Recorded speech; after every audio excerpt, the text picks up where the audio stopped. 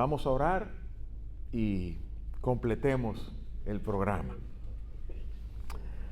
Padre, nos encomendamos a tu gracia, sabiendo el cansancio mental que hay en nuestras almas, cuerpos ya que se van cansando, la atención se va perdiendo.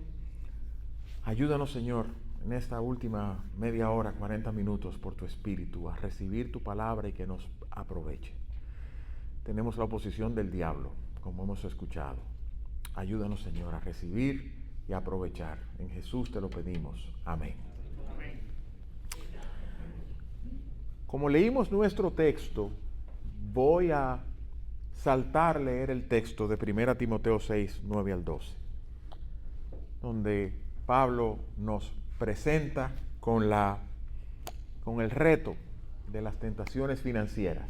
Y ya vimos esa tentación financiera, los que quieren enriquecerse. Y ahora Pablo nos da el remedio contra las tentaciones financieras. Pero antes de ver ese remedio, y el remedio es tú, hombre de Dios, y de nuevo él introduce un pero, una conjunción adversativa, un contraste.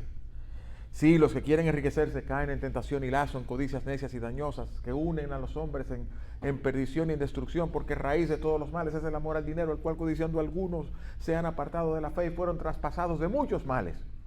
Pero tú, hombre de Dios, versículo 11, huye de estas cosas. Ya hablamos de eso.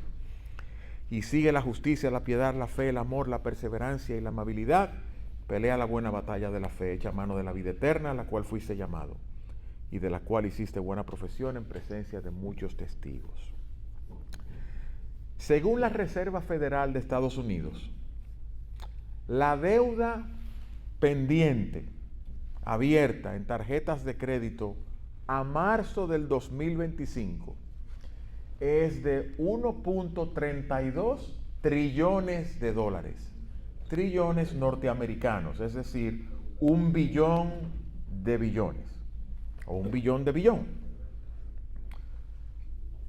Uno oye ese número, yo me imagino que ya muchos habrán leído que Elon Musk es el próximo candidato a ser un ser humano trillonario en los próximos 5 o 6 años.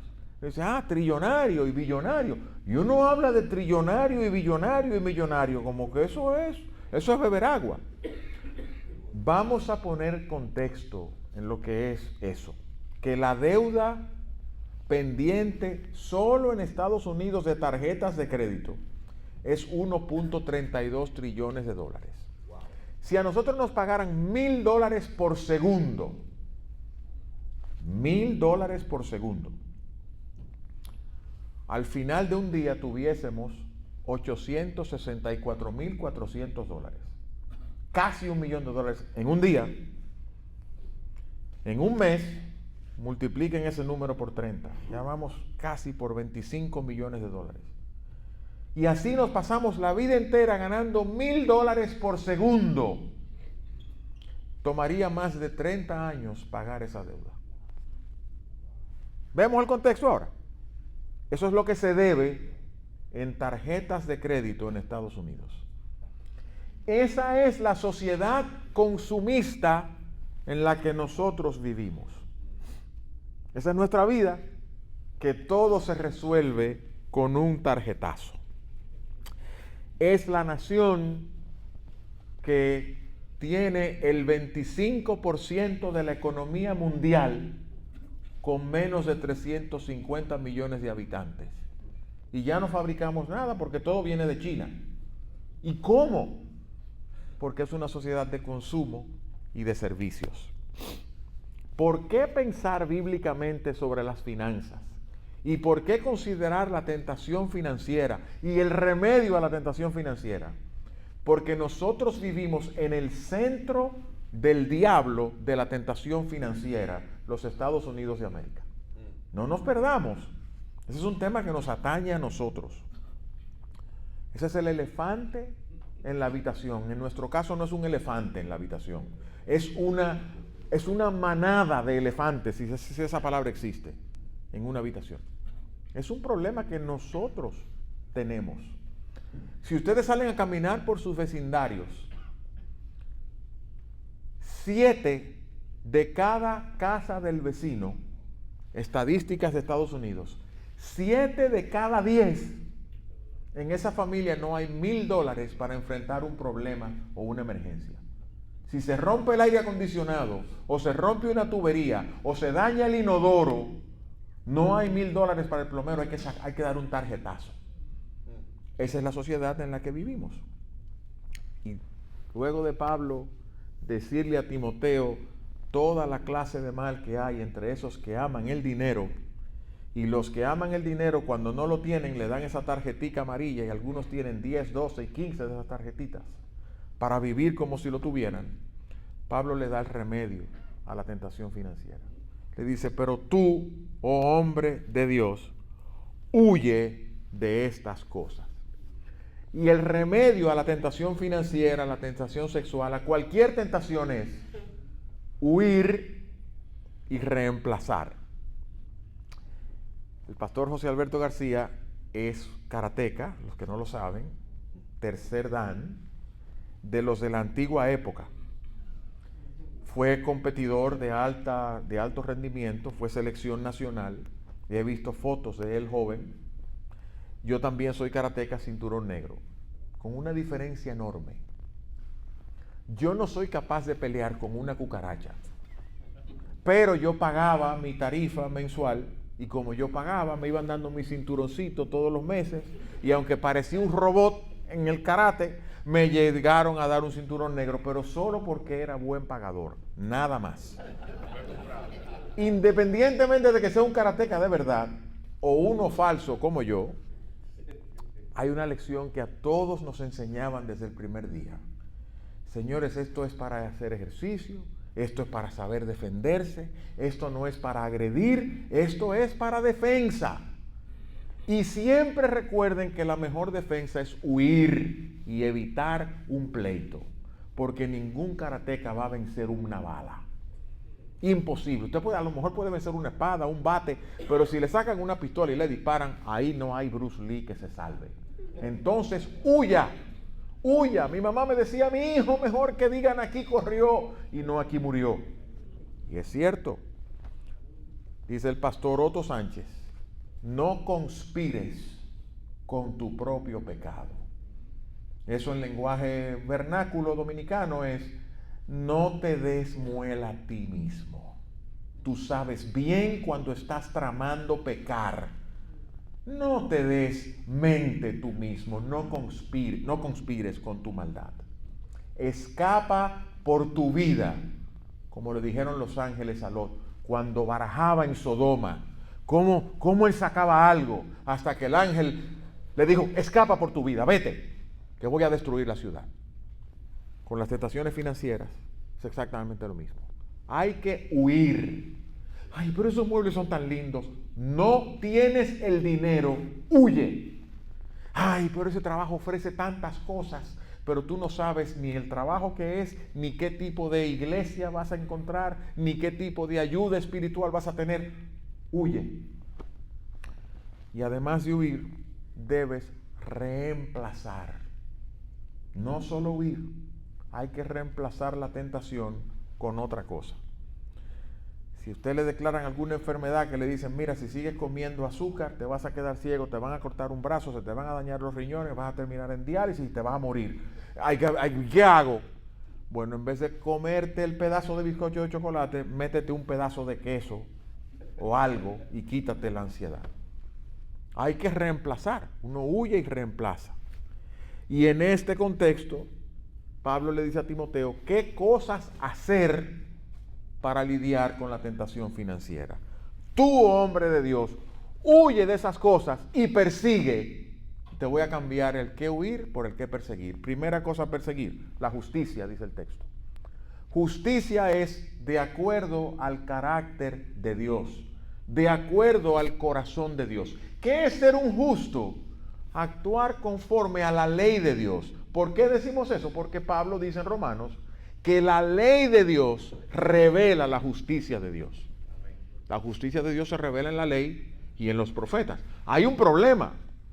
Yo no puedo alcanzarla. Sí, me quedo corto. Todos pecaron y se han quedado cortos de la gloria de Dios. Por eso, aparte de la ley, la justicia de Dios se ha manifestado en Jesucristo, y en Él obtenemos esa justificación de vida por medio de la fe.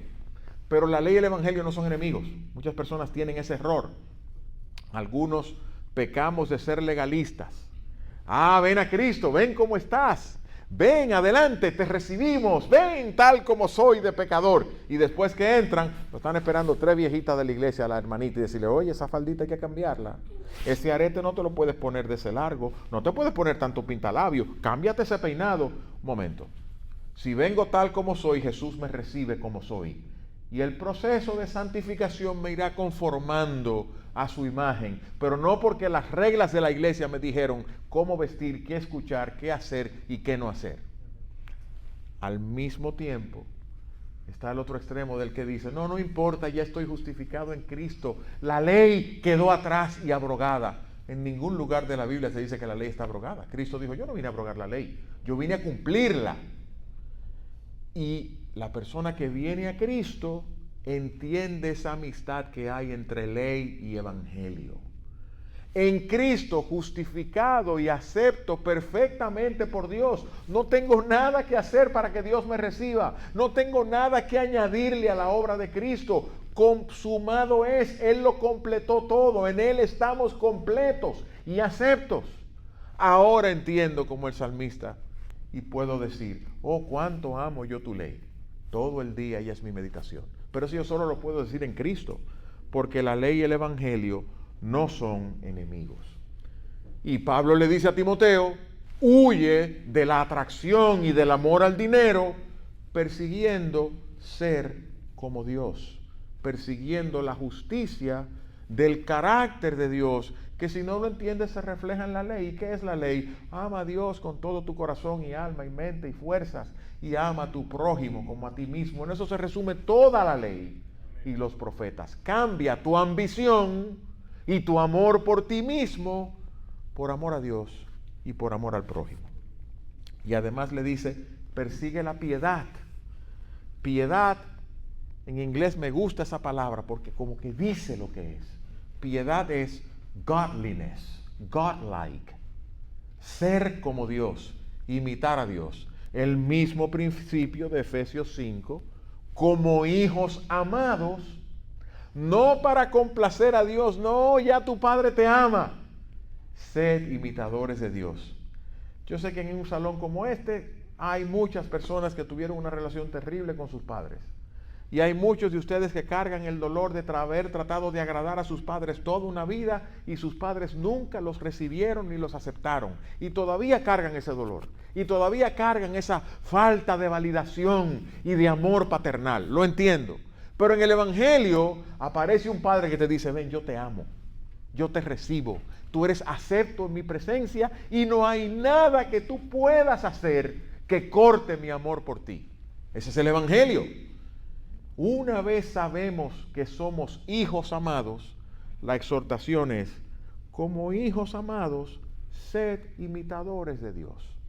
La justicia imputada de Cristo, la obediencia perfecta de Cristo que se pone en mi cuenta, el sufrimiento y el castigo de la paz que hoy tengo, que lo sufrió Cristo en la cruz y ya lo tengo en mi cuenta, ahora me lleva a tener justicia impartida. ¿Qué es? Que voy a ser transformado de gloria en gloria, como en la misma imagen de Cristo, por el Espíritu de Dios. Y Pablo le dice a Timoteo, enséñales a no amar el dinero, enséñales a perseguir en cambio la justicia, el carácter de Dios, enséñalos a ser imitadores de Dios. Además persigue la fidelidad. Y esa palabra fidelidad es ser confiable. Ustedes conocen a alguien que ustedes pueden tranquilo decir, no, mira, saca de ahí 2 pesos y me trae la cartera. Y tú no tienes ni que contar con cuánto dinero le diste a la cartera. La mía es fácil porque la mía siempre está arrancada porque mi esposa se encarga de entrar y sacar y siempre hay menos. Pero eso es otra historia. Pero hay personas que dicen, no, llévate la cartera y paga y me trae el vuelto. Y hay gente que uno dice, no, ¿cuánto es? 3, déjame ver el recibo. No, toma 1, que con eso te da y me trae la vuelta. Porque uno sabe. Pablo le dice a Timoteo, persigue la fidelidad. Sé tú esa persona que le pueden entregar la cartera, que pueden dejar cualquier cosa en su presencia, porque es fiel y es confiable. Tiene un carácter respetable y eso es conocido por todos. Cuando Pablo tuvo que mandar una ofrenda a Jerusalén, él dijo, yo quiero enviar al hermano que es conocido en todas las iglesias por su fidelidad. Él va a acompañarme. Y si alguien no cree en mí, en él sí creen, porque saben que esa es una persona fiel. La fidelidad te da libertad de no tener amor al dinero. Y Pablo le dice, y además persigue el amor. ¿Por qué hay que perseguir el amor? Porque el amor es exactamente opuesto a la codicia y a la avaricia. La persona que ama es desinteresada y generosa. La persona que ama, como decía el pastor Otto, no usa sus privilegios y sus beneficios para él mismo, sino para beneficiar a otros. Timoteo persigue el amor. Sé imitador de Dios. Dios amó, ¿y qué hizo?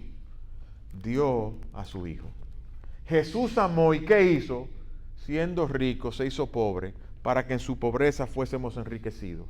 Y Pablo le dice a Timoteo, y además persigue la perseverancia, la paciencia o la resistencia, el mantenerse firme. Leyéndolo en el contexto, persigue perseverar bajo la tentación financiera. Porque la tentación financiera es real, es tan fuerte y tan real como la sexual. Es perseverar bajo la tentación, como dice Santiago. Bienaventurado el varón que persevera bajo la tentación. La palabra es resistir bajo presión. Si alguno de ustedes alguna vez ha levantado pesas y ha hecho press de banca y se ha puesto en el banco a levantar para sacar pechos, saben que en la repetición 8 o en la 9, esos brazos van temblando. Y hay uno atrás que es el spotter que te dice, dale, dale, que yo te tengo. Mentira, no tiene nada, es algo psicológico para que uno finalmente suba la barra. Eso es perseverancia. Persiste y resiste bajo el peso de la prueba. Se dice que una vez le preguntaron a Muhammad Ali, ¿cuántos abdominales tú haces? Que ha hecho algo de ejercicio, sabe que no hay cosa más difícil que hacer abdominales. Y Ali decía, es que yo no sé, porque yo empiezo a contar cuando me empieza a doler. Eso es perseverancia. No, yo no cuento hasta que duela y sigo contando. Persigue la amabilidad, Timoteo. No es solo oír, sigue la amabilidad. El amable no está presionado por hacer riqueza, su mente no está en eso. De hecho, la Escritura dice, bienaventurados los mansos, los amables, los gentiles. Ellos heredarán la tierra. El salmista dice, a causa de los malignos, no te impacientes más, de aquí a poco el malo no existirá, pero los mansos heredarán la tierra. El negociante, el vivo, el ventajú, trafica, negocia, busca su beneficio. ¿Cuánto es? 5, no, te doy 2. Y el manso da. ¿Cuánto es? 5, seguro. No está muy barato en 5. Mira, coge 6 para que ayude a tu familia. Ah, pero tú eres un pariguayo. Sí. La palabra amabilidad es hasta femenina en el original. Persigue la amabilidad, la mansedumbre. Al final los mansos heredarán la tierra. Pablo le dijo a los corintios, todo es vuestro. La vida, hasta Cristo es vuestro. Y Cristo es de Dios. ¿Han visto el programa Shark Tank? La gente va a negociar, a ver cómo le vende a los sharks su negocio. Y el shark está ahí, que es un veterano, billonario. Dice, no, hombre, es un negocio tuyo, no vale nada. No, gentil, el manso, no es un miembro del Shark Tank. El gentil, el manso, es un miembro de los que parecen bobos. Porque su interés no es perseguir la riqueza. Y pelea la buena batalla de la fe, dice Pablo, la agonía de la fe. Echa mano de la vida eterna para pelear contra el afán de enriquecerse, con el afán de la vanidad. Hay que entender que esto es una agonía, una pelea. Hay dos tipos de personas que transitan en barcos. Los que van a un crucero y los que son militares, los navegantes, los marinos. Si alguna vez han ido a un crucero, han visto el espectáculo horroroso de las personas en el buffet de la comida, que comen como si nunca en su vida hubieran visto comida. Porque ¿quién se come 6 pancakes, 8 huevos y 25 pedazos de salchicha? Nadie, pero eso lo ponen en el plato como que se va a acabar. Pero si van a un barco de guerra y ven a los marinos, los ven en forma, los ven en su trabajo, en su posición, en su puesto. Pablo dice, pelea la batalla de la fe. Es una batalla, no es un crucero. Porque al final, la pregunta que uno se hace frente al amor al dinero es, ¿y vale la pena perder mi vida y mi alma por esto? Yo he hecho muchos funerales, perdí la cuenta. El primero que hice lo hice a los 26 años de mi propio papá. Y después a los 29 hice el de mi abuelo. Y de ahí ya voy por 62 ya. A veces tengo el mismo sermón del funeral. Y María Luisa siempre me dice, acuérdate de cambiar el nombre al muerto. Porque pasa. Estamos enterrando a Federico. No, Federico murió hace 5 años. A José Alberto hay que enterrar hoy.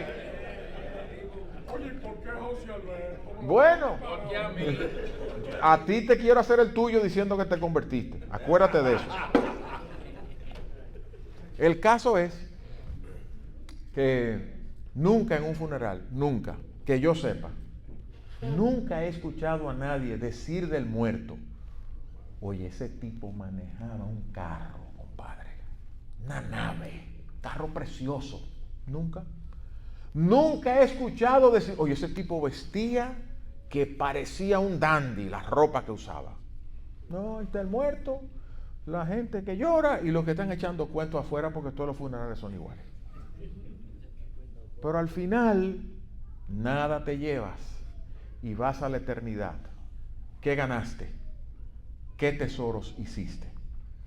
Y amados, ese es el texto explicado. No digo más sobre el texto, pero quiero decir algo más antes de que el chacal me toque el piano. El engaño de las tentaciones. Y se lo podemos aplicar a las tentaciones sexuales de las que oímos anoche. Y lo podemos aplicar a la aplicación que hizo el pastor Otto de la tentación a la vanagloria, a la vanidad y a servirme a mí mismo, usando el ejemplo de Cristo.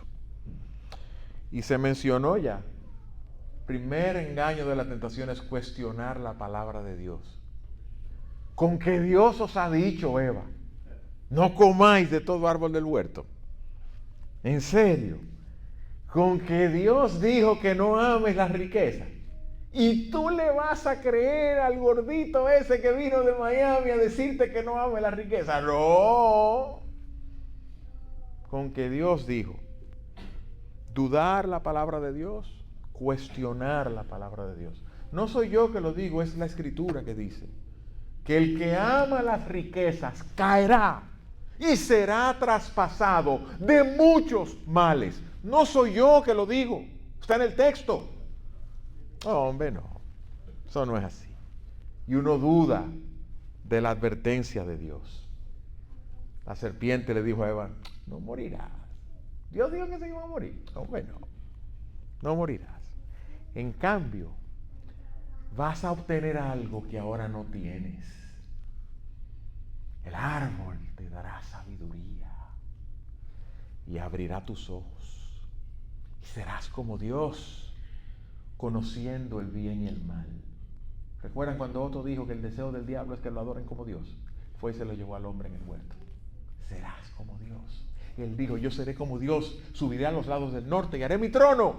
Fallé, déjame llevárselo al hombre, a la otra criatura inteligente que Dios hizo. No, hombre, no seas tan radical. Que el pastor José Alberto dice que la tentación sexual, no sea tan radical. Saluda a la hermana. No hay que ser tan... Esas son cosas de gente fanática, pero tú eres un tipo balanceado. No dudes de las advertencias de Dios. Y el tercero es reemplaza la palabra de Dios. Eva vio que el árbol era bueno para alcanzar sabiduría, que era deseable, era codiciable y era atractivo. El Salmo 19 dice que es la palabra de Dios lo que es más deseable que la miel y que el oro y más que mucho oro afinado.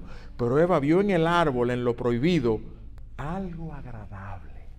Y ella procuró encontrar algo agradable fuera de Dios. Y comió. Y ahí vino la desgracia que hoy todavía vivimos.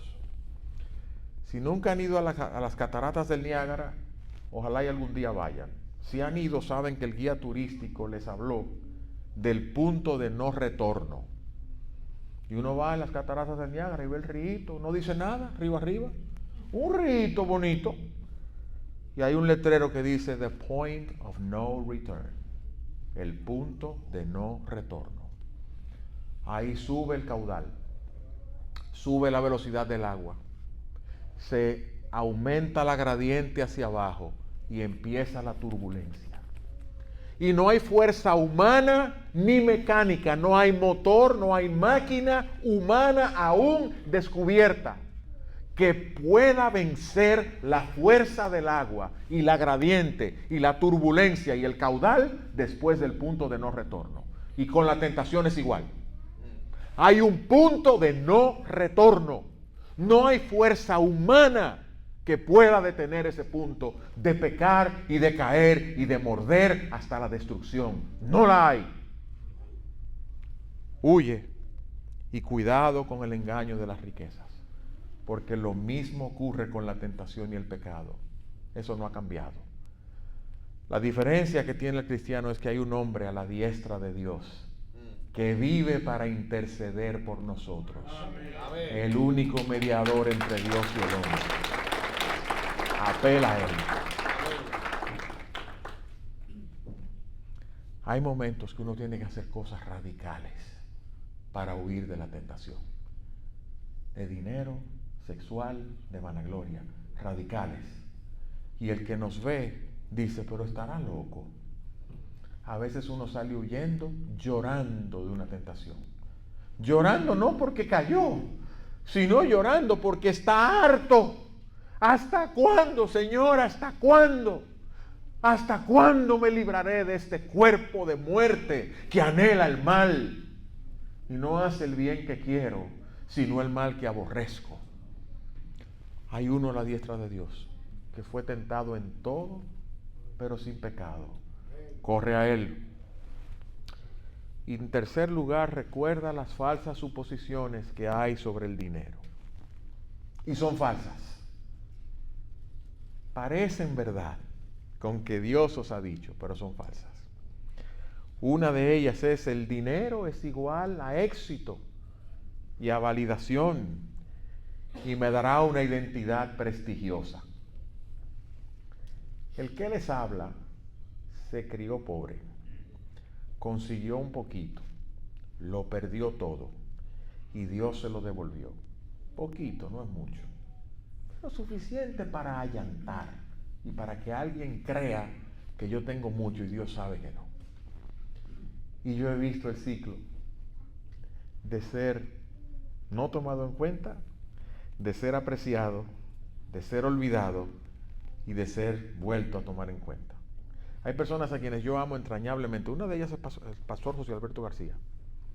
Porque cuando yo era para ser despreciado y despreciable, estuvo a mi lado. El mismo Ricardo y su familia también. Porque el dinero da prestigio.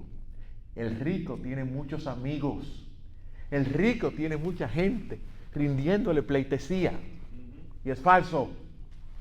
Porque la gente cree que el dinero da éxito y validación. Piérdelo y sabrás quiénes son tus amigos. Falso. El dinero satisfará nuestros anhelos más profundos. Le contaba a los hermanos que al sol de hoy, cuando veo un charco de agua, yo pongo los pies así. Porque yo estaba acostumbrado a tener huecos en mis tenis, ya que se me metiera el agua y se me mojaran las medias. Cuando jugaba baloncesto en un club de riquitos, yo llevaba mis tenis emparchados con tachuelas, pero las tachuelas empezaban a soltarse y la gente empezaba a maldecir que de dónde están saliendo estos clavos, y yo con vergüenza. Y mientras iba corriendo se oía la suela, prácata, prácata, prácata, y eran los tenis míos. Yo sé algo de eso, pero algún día seré como ellos y tendré. Y mi mamá me decía, estudia para que puedas tener una casa como la de ellos. Y estudié. Y Dios me dio una casa como la de ellos. Y hasta me puso mejor que ellos. Y no llena el alma. Mentira del diablo. El dinero no satisface. No te llenará jamás. Te quita problemas, sí. Te quita dolores de cabeza, sí. El dinero nos hará felices. Mentira del diablo. A veces tú eres más feliz soñando cuando tengas que ya teniéndolo y saber que no supo nada. A veces eres más feliz soñando cuando ya no tengas deudas que haberlas pagado y saber que no te supo nada. Nos comparamos y competimos con otros por cosas y por eso nos atrapa el amor al dinero. Presumimos, queremos mantenernos a la par con el vecino. El vecino cambió el carro. No, pues hay que cambiar el carro aquí porque entonces yo no quiero que piensen que en el barrio el desbaratado soy yo. Alardeándole a los vecinos. Hacemos cosas para que vean. Cambiamos el carro para que vean el carro nuevo. Y como dice Dave Ramsey, gastamos lo que no tenemos en cosas que no necesitamos para impresionar a gente que hasta mal nos cae. La estupidez más grande del mundo. Pero eso es el amor al dinero. Nadie puede recibir nada a menos que le fuese dado de arriba. Le voy a dar una formulita contra la envidia. Y esa formulita viene no de la teoría de leer libros puritanos sobre la envidia. Esa formulita viene de este corazón malo y perverso, excepto la gracia de Dios. ¿Saben cómo me curó la envidia el Señor? Me mostró el texto de Juan el Bautista cuando sus discípulos le dijeron, maestro, mira ese que tú bautizaste ahora tiene más discípulos que tú. Y Jesús les dijo, y Juan el Bautista les dijo, pero ustedes me oyeron decir que ninguno puede recibir nada si no le fuese dado de arriba. Todo lo que tú tienes te fue dado de arriba. Y todo lo que tiene tu prójimo, que es mejor, más bonito, más grande y más abundante que lo tuyo, también le fue dado de arriba. Glorifica a Dios con lo que tiene y sé fiel con lo que tú tienes. Amén. El que dice, no, yo voy a ofrendar cuando yo gane más, no va a ofrendar un centavo. Porque Jesús dice, el que es fiel en lo muy poco, en lo más es fiel. Amén. Y el que en lo muy poco es infiel, nadie le va a confiar lo verdadero. Lo siento mucho, pero no me creo el cuento de yo voy a ofrendar cuando tenga más. Por cierto, yo no vivo del evangelio, ni de la iglesia, ni creemos en el evangelio de la prosperidad tampoco, como lo mencionó el pastor Otto. Estoy aclarando solamente para usar un ejemplo.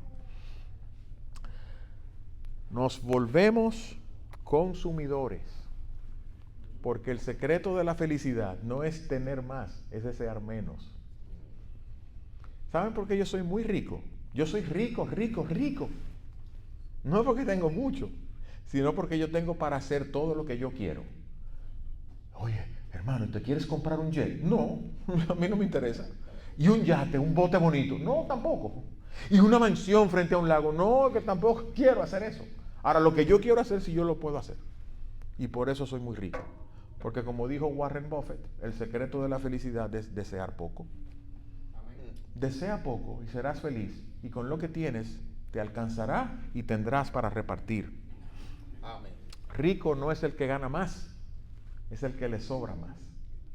Hay personas que ganan una fortuna y no les sobran 2 centavos porque se dejan engañar por el dicho de Eclesiastés, que cuando aumentan los bienes, aumentan quienes los consumen. Esos son los engaños del pecado. Nos hacemos consumidores, porque hay 2 cosas que nunca están satisfechos, de acuerdo a Proverbios: la tumba, la muerte y los ojos humanos. Nunca. Yo soñaba con ver una aurora boreal. Soñaba. Y hace un mes pude ir a un lugar donde se veía la aurora boreal. pero iba a salir a las 11 de la noche, ya yo estaba durmiendo. Me acosté temprano y vino María Luisa corriendo, ven, la aurora boreal llegó, ven, y me despertó. Y yo vi la aurora boreal y empecé a llorar. Gracias, Señor, me concediste un deseo de mi corazón. Gracias, tú atiendes hasta las cosas pequeñas que uno desea. Estoy viendo la aurora boreal. A los 15 minutos estaba durmiendo otra vez. Porque mi ojo se cansó de ver la aurora boreal. Porque había un disco que decía de José José, hasta la belleza cansa. El ojo no se sacia de ver. Deja de codiciar lo que no tienes. Sé feliz con lo que Dios te dio y alégrate con lo que le dio a tu prójimo. Amén. Y bendice a Dios por lo que Él tiene.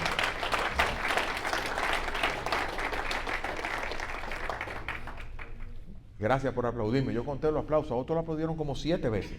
Muchas gracias. Entonces, yo estoy en lo mío. El amor al mundo, el deseo de la carne, el deseo de los ojos, la vanagloria de la vida. Hay gente que compra por comprar. Damos confianza. Borren eso del video. Yo me crié pobre. Cuando uno se cría pobre, la verdad, hay cosas que uno no desarrolla el músculo de quererlas. Uno se acostumbra a que no hay, cuando yo cobre, ahora no se puede. Yo debo tener 5 pantalones, 6 camisas. Cuando fui a predicar a la iglesia de Otto la última vez, Otto me dijo, ven con un saco bueno aquí no me vas con tu saquito malo. Y tuve que comprarme un saco bueno. Con un dolor increíble, porque primero fui al Salvation Army, a veces encontraba uno en 10 o 20 pesos, y no había, y tuve que ir a una tienda a buscarme uno nuevo. Amargado. Y iban en el camino diciendo, Señor, que hay un descuento, que hay un especial, Señor, que haya algo. Amargado con el bendito saco nuevo. Pero bueno.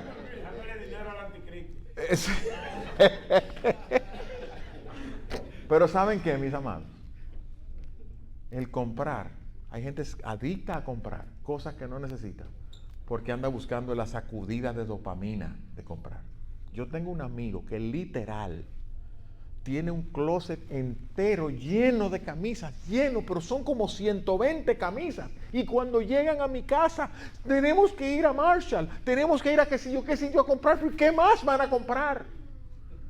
La sacudida de dopamina, porque uno compra y se emociona, entonces ve la foto que se ve muy bonita, oye, ¿qué foto en Amazon? Déjame pedirlo. Cuando me lo pongo yo y me miro en el espejo, un gordito lo que sale, no se ve lo de Amazon, obviamente. Y ahí se va la sacudida de dopamina. ¿Cómo restringimos el amor al dinero? Persigue la justicia. ¿Y dónde se ve la justicia? En Cristo y en la ley. ¿Cómo empieza y cómo termina la ley? No tendrás dioses ajenos delante de mí. No codiciarás ni la mujer, ni la casa, ni los bienes de tu prójimo. ¿Ven la conexión? ¿Ven el círculo? Si tú no tienes dioses ajenos, si como dice el salmista, Jehová es tu mayor bien y tu mayor tesoro, tú no codicias cosas pequeñas. No tienes por qué. Cuando tú persigues la justicia y persigues a Cristo, las cosas de la vida se hacen pequeñas. Y yo quiero concluir con la historia de mi sobrino Julio, el hijo de Tania mayor. Y un día, hace como 2 meses, Tania me dice, Edwin, que dice Julio que lo llames. ¿Quién es Julio? Julio es mi sobrino político. El sobrino favorito de mi esposa María Luisa, que se pasaba los veranos en mi casa porque era muy amigo de mi hijo. Y Julio hoy tiene 36 años, pero él creció fuera de Cristo. Tiene 36 años, es abogado, ahí va el chacal. No, pero él sabe, nos combinamos. Cuando tú veas eso, ya tú puedes ir tocando. Él sabe que se crió conociendo el Evangelio, se crió en la iglesia, se crió haciendo devocionales. 36 años, abogado, desarrollador de Punta Cana, exitosísimo. Y un día me dijo Julio, tío, estaba en un avión, solo, lleno de logros y de triunfos, vacío. Y cada vez que vendíamos un proyecto, los socios nos reuníamos, qué bueno, y yo les decía, pero estoy vacío. Esto no me llena. Y un día entendí que estaba vacío porque lo que necesitaba era Cristo, pero yo no quería admitirlo. Y en un avión solo empecé a llorar y le dije a Cristo, ya no peleo más, vengo a ti, sálvame, ten misericordia de mí. Me dijo, tío, mi único dolor es que perdí todos estos años porque lo vine a hacer a los 36. Y yo le dije, no, mi hijo, no perdiste un solo día. Tú viniste a Cristo en el tiempo señalado por Dios. Cristo es todo lo que necesitamos. No es más cosas, no es más dinero, no es un trabajo mejor, no es un local más hermoso, no es una iglesia mejor, no es todo lo que el hueco del alma necesita, lo llena el Salvador. Amén. El salmista dijo,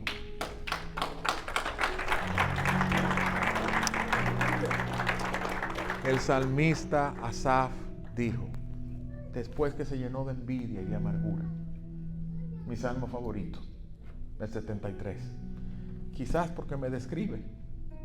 Él fue al santuario de Dios, él fue al templo, él era el director musical. ¿Dónde anda Rogers? Allá atrás. Director musical, ese era su trabajo. Y fue al templo a organizar la música. Y se puso a mirar a los impíos. Pero ellos no tienen congojas, ellos no sufren, ellos no tienen una conciencia que los atormenta. Y él se airó contra Dios y se amargó contra Dios. ¿Por qué a mí? Hasta que entrando en el santuario de Dios, vio el fin de ellos, que su fin es muerte, y él vio la recompensa que él tenía como justo, y le dijo a Dios, ¿a quién tengo en los cielos sino a ti? Y fuera de ti nada deseo en esta tierra.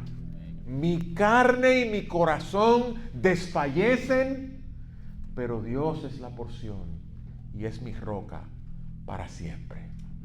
El que les habla no es una gran persona, no es rico, no es ningún caso de éxito, pero comparado a de donde yo vengo, que tenía que vender botellas para pagar el pasaje de un autobús, que tenía que ponerle clavo a mis tenis para ir a jugar baloncesto con los riquitos, que en la hora del recreo tenía que pedir un traguito de refresco o un pedacito de un sándwich porque tampoco tenía para comprarlos. Y hoy tengo lo que yo quiero y más.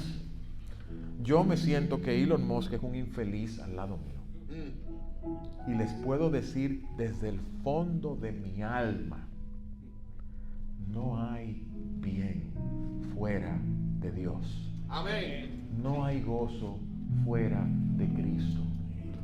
Busca los placeres que hay a la diestra de Dios por siempre. Y a la diestra de Dios está Cristo sentado, nuestro Salvador, nuestro gran Dios, nuestro Señor.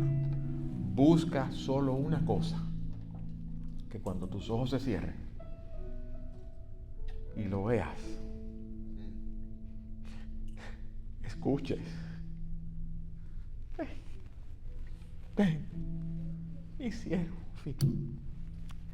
ven, entra en el gozo de tu Señor. El resto es basura. Amén. Escúbala. Busquen lo que significa escúbala en un diccionario. Padre, bendice tu palabra y úsala para tus propósitos. Y líbranos de la tentación y del mal, y del amor al dinero, y del amor al sexo, y del amor a nuestra gloria. Porque buscar la propia gloria no es gloria. Que sea solo la tuya la que busquemos y veamos. En Jesús. Amén.